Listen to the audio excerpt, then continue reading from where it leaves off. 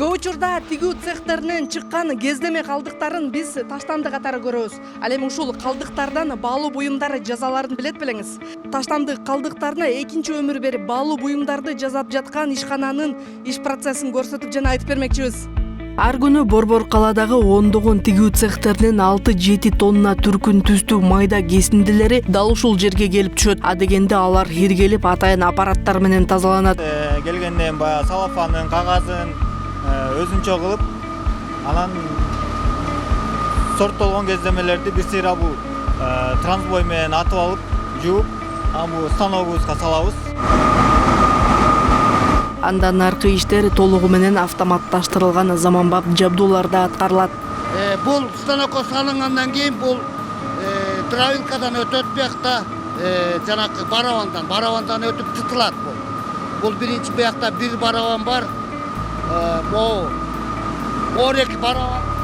Мындан биринчи жемеси өтөт, биринчи жемеси. Андан бул турба менен үстүгө кетет. Үстүгө кетип, бул эмеге түшөт. Бияка түшөт. Аяктан баары жана чаңдын баары кетет. Андан соң кайра келип бияка түшөт. Бияктан могу барабандардан кайра тытылат. Тытылып моякта 4 барабан бар, 4 барабандан өтүп, бияка өтөт. Андан соң бул транспортерго түшөт. Бул транспортердон бияка түшөт. Монда кебез болуп чыгат. Анан бул кебезди монда матрас немесине салабыз. Таразага тартылат. Бул беси бар, таразага тартылып, анан ошо менен тияка тигичилерге кетет. Анан тигичилер топчусун тигет, анан матрастар чыгат.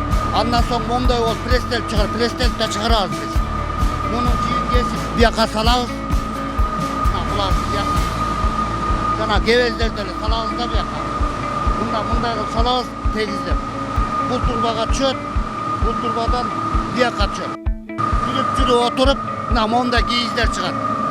Бишкекте тигүү цехтеринен күнүнө орто эсеп менен 50 тонна кездеме калдыктары чыгат. Өндүрүштүн өсүшү, бирок кайра иштетүүнүн жай темпте өнүгүшү бул калдыктарды чоң экологиялык көйгөйгө айландырып келген. Ушул көйгөйдү мүмкүнчүлүк катары көргөн ишкер 2 ай мурда бул стартапты негиздеп, өлкөдө алгачкылардан болуп кездеме калдыктарын кайра иштетүүчү мини завод ачкан. Биз өзүбүз ушул текстиль тармагында жүргөн ишкерлерденбиз да. Анан тигүү тармагында цехтерди көрүп жүрөбүз, швейный предприятияларды көрүп жүрөбүз. Анан алардын жанагындай тканьды төшөп туруп, крой кылып кескенден кийин калдыктар чыгат да. Анан ошол калдыктардын көбүнчөсү эле көйгөйлөр ошолор эмне кылынат деп, анан көбүнчөсү эле алар же өртөлөт, же полигонго барып ыргытылат. Ушундай маселелер бар да. Анан өртөлгөндөн кийин анын зыянын ар бирибиз сезебиз. Мынча калдык жөн эле калган болбойт, муну бир нерсе кылса болот. Анткени ал таптаза эле калдыктар. Андан биз футболка жасап, свитер жасап, шым жасап кие турган эле калдыктар. Просто бир болгон эле ушундай мындай бөлүк болуп калган да. 4 чарчы же 3 бурчтук болуп эле өзүңөр көрүп кеткендей ушундай. Андан биз эмне кылабыз деп ошо изилденип отуруп, Кытайдан оборудованияны таап, алып келип иштей баштадык. Ачылганыбызга 1-2 айдай эле болуп калды. 40 цехтер менен иштейбиз. 40 айтсак, ушу тегерек чекедегилерден күнүмдө спринтерибиз бар. Грузовиктер менен барып алып кетип, алар менен келишимдерибиз бар. Алып турабыз ошол цехтердин калдыктарын. Бул ишканада ар бир чүпөрөк кесиндиси экинчи өмүрүн баштайт. Адегенде чийки материал иргелип, майдаланып, кебезге айлантылып, андан кийин килемчелер, жер төшөктөр, кийиз жана жылуулоочу материалдар жасалып чыгат. Учурда ишкана күнүнө 3 тонна калдыктарды кайра иштете алат. Жакын арада жаңы жабдууларды алып, өндүрүш көлөмүн бир нече эсеге көбөйтүү пландалууда. Демилге тигүү цехтерин калдыктарды өткөрүүгө кызыктырып, шаардагы таштанды көлөмүн азайтууга да олуттуу салым кошууда. 3 тоннаны переработка кылабыз күнүнө. Бирок Бишкекте 50 тонна чыгат. Азыркы учурда биз эми жаңы баштаганыбыз себебинен ушул пока 3 тоннаны эле переработка кылып, алардан биз ушундай продукциялар чыгарабыз. Жайнамаз, матрас, төшөк, подушка. Бирок бул биздин чектелип калган продукция эмес. Мындан кийин биз геотекстиль деген дагы бар. Бул жанакы азыр өнүгүп келаткан өлкөлөрдө, мисалы Израилде көбүнчө колдонот, биз деле колдонуп атабыз. Суу маселеси болот да, суу тартыштык. Анан ошондой жанакы арычный системага бетондордун алдына төкшөлө турчу нерсе, водоемдорго төшөлө турчу нерсе. Бул геотекстиль деп коет. Ошону да калдыктардан чыгарсак болот. Утеплитель, наполнительдер деп коет, строительный компанияларга аларды да чыгарсак болот. Эми бул биздин өз фантазиябызга жараша оборудованияны алып келип өндүрүп жаза берсек болот. Жасалма кийиздер бекемдиги жана жылуулукту сактоо касиети менен айырмаланып, чет өлкөдөгү унаа өндүрүүчү компаниялардын да кызыгуусун жаратып келет. Өзбекстандан чалып, узбекский автопром бар эмеспи, Chevrolet деп. Алар ошо биздин отходторду алып, өзлөрүнүн машинанын жанакы полдоруна, крышаларына, эшиктерине наполнитель кылып, жылуулаткыч, шумоизоляция кылганга бизден сурап атат. Бирок алардын объему чоң болгондуктан биз анчалык азыр бере албай атабыз да. Бирок келечекте иштесек болот алар. Казакстандан, Татарстандан, Тажикстандан сурап аткандар бар, кызыгып аткандар бар бизден.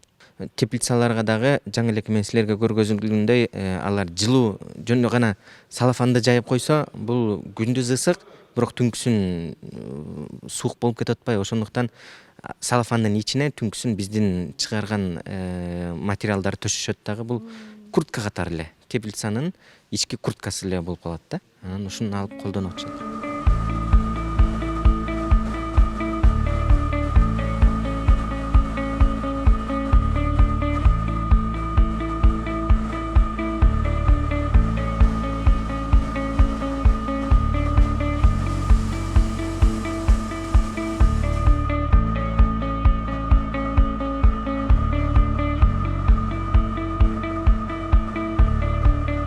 Ковриктерге ыңгайлаштырып, ушундай жайнамаздардын ичинде төшөлө турчу материал да. Монун ичинде ушулар бар.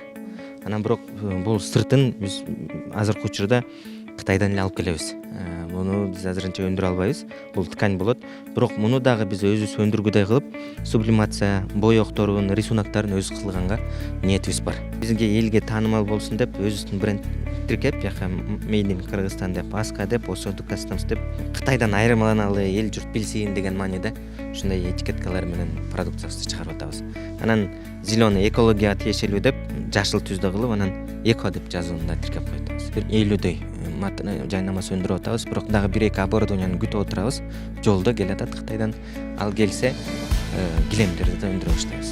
Мындай ковриктерди деле чыгарып баштайбыз. Мындай буларды дагы 1-2 оборудованиябыз келсе, ошону дагы чыгарып баштайбыз. Биз азыр тестировать этип чыгарып аткандабыз.